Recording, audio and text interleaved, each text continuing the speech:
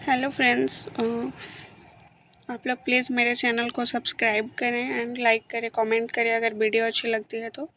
इसमें एक और नई वैकेंसी आई है। जो लोग भी जीएनएम किए हुए हैं या फिर बीएससी नर्सिंग किए हुए हैं तो उनके लिए एक अच्छा अपॉर्चुनिटी है।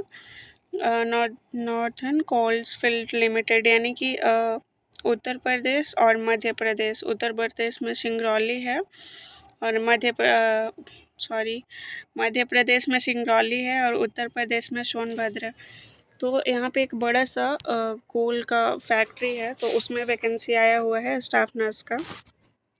तो इसमें देखते हैं कब से भर सकते हैं, क्या क्राइटेरिया है, ये सब कुछ तो यहाँ पे दिया हुआ है। यहाँ पे Singrauli district of Madhya Pradesh and Sonbhadra district of Uttar Pradesh.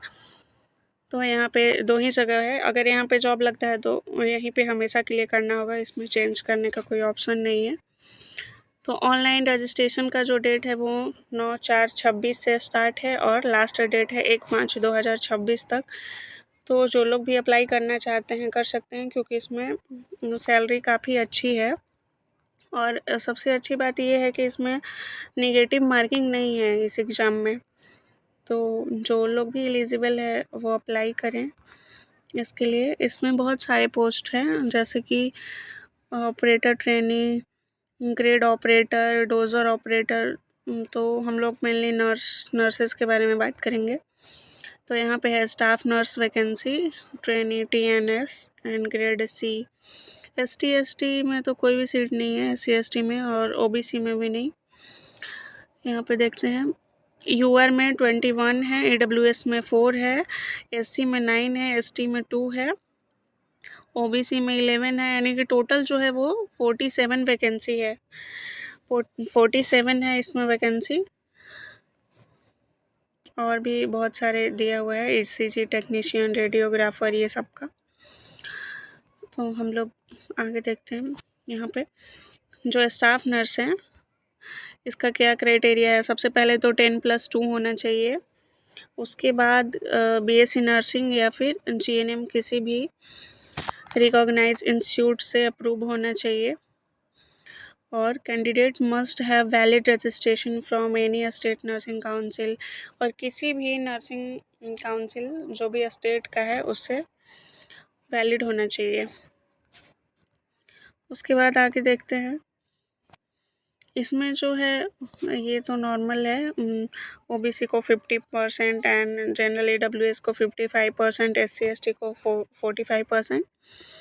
10th में मार्क्स लाना है तभी वो एलिजिबल होंगे इस फॉर्म के लिए। आगे इसमें ये कैटेगरी दिया हुआ है पोस्ट का, और इसमें जो पे लेवल है वो 7 का मिलेगा। इसमें पे लेवल यहाँ पे सैलरी दिया हुआ है। स्टाफ नर्स का जो सैलरी है वो बेसिक पे इसमें 47,330 रुपीज़ है। तो इसमें क्या है ना कि 47,330 रुपये 1 साल तक एज अ ट्रेनिंग के तौर पे काम करना पड़ेगा। तो सिर्फ ट्रेनिंग के दौरान बेसिक पे ही मिलता है, तो 47,330 रुपये ही मिलेंगे। और 1 साल कंप्लीट करने के बाद यहाँ पे लिखा हुआ है वो आप परमानेंट एम्प्लॉय हो जाएंगे। तो उसके बाद फिर आपको जितना भी अलाउंस होते हैं वो सारे मिलेंगे। तो अच्छा इसमें सैलरी है। उसके बाद इसमें एज रिलैक्सेशन भी दिया हुआ है। जिनका भी एज थोड़ा ज़्यादा हो गया वो लोग भी भर सकते हैं अपने एज के अकॉर्डिंग।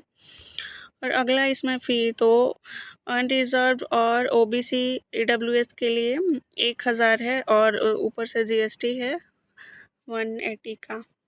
और जो लोग भी SC ST PWBD ये सब में आते हैं उनके लिए 1 भी रुपये नहीं है। तो आप लोग अप्लाई करें। और इसमें जो सिलेक्शन का प्रोसेस है वो CBT मोड है, ऑनलाइन एग्ज़ाम होगा इसमें। यहाँ पे दिया हुआ है सिलेबस भी इसका सबका दिया हुआ है। और यहाँ पे है जो सारे पोस्ट के लिए जो मैक्सिमम मार्क्स है वो 100 मार्क्स का एग्ज़ाम होगा।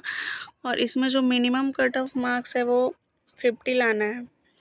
UR EWS के लिए 50 मिनिमम लाना है, और SC ST OBC के लिए 40 मार्क्स लाना ज़रूरी है। तभी अगर कट ऑफ कम भी जाता है तो अगर इतने मार्क्स से अबव रहते हैं तो फिर जॉब होने का चांस है। फिर आगे देखते हैं, इसमें दिया हुआ है सिलेबस वगैरह सब कुछ, और अप्लाई कैसे करना है तो इसके वेबसाइट पे जाना है, फिर उसके बाद अप्लाई करना है।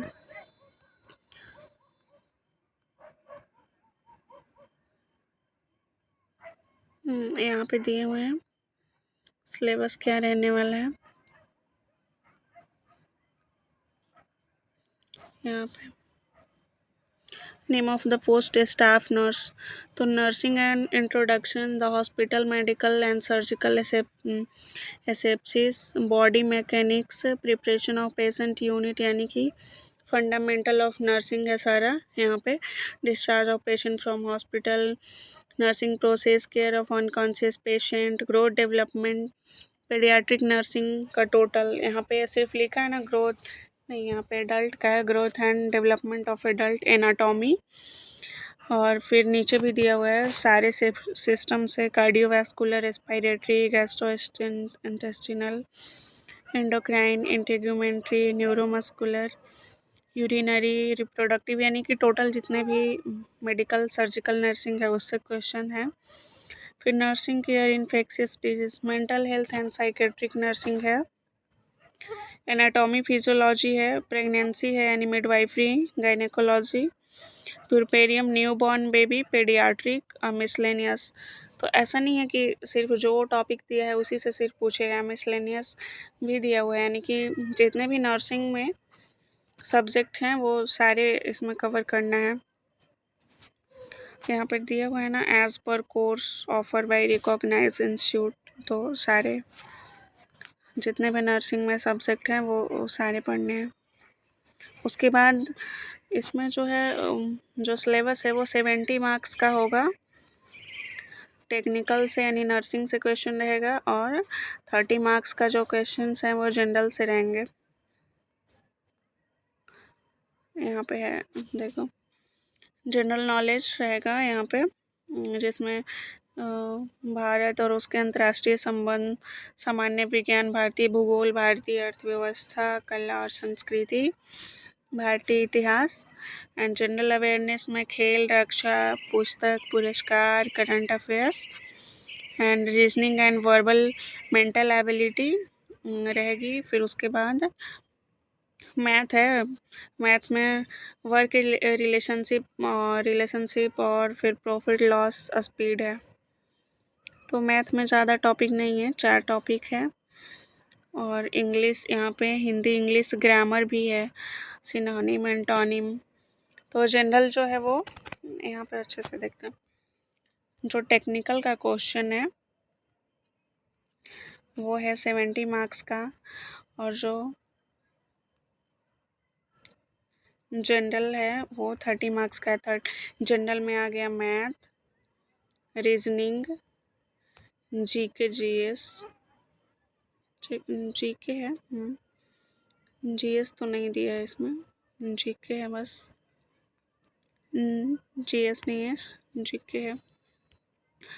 और उसके बाद इसमें सबसे अच्छी बात ये है कि इसमें निगेटिव मार्किंग नहीं है, तो सारे क्वेश्चन करके आना है। बाकी आप लोग फॉर्म भर दें, यही था इसमें। एग्ज़ाम डेट ये सब नहीं दिया हुआ है अभी, आगे आएगा कि कब होगा एग्ज़ाम ये सब। तो जितने लोग भी एलिजिबल हैं सारे लोग फॉर्म अप्लाई करें, क्योंकि अच्छा वैकेंसी है और सैलरी भी अच्छा है और नेगेटिव मार्किंग नहीं है, तो अच्छा है सबके लिए। Thank you. अगर वीडियो अच्छी लगे तो प्लीज़ लाइक एंड सब्सक्राइब करें।